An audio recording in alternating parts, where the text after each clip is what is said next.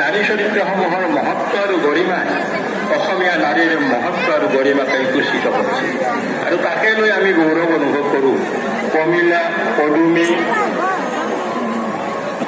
মনোমতী এই তিনিটা এইখন উপন্যাসৰ মূল চৰিত্ৰ। মনোমতী নায়িকা, চণ্ডী বৰুৱাৰ কন্যা মনোমতী আৰু হৰকান্ত বৰুৱাৰ পুত্ৰ হ'ল লক্ষ্মীকান্ত, দুয়োৰে প্ৰেম।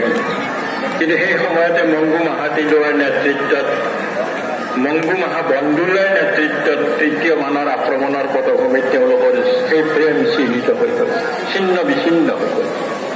আৰু অসমীয়া নাৰীৰ মৰ্যাদা ৰক্ষা কৰিবৰ কাৰণে এগৰাকী নাৰী ওলাই আহিল, যাৰ নাম পদুমী।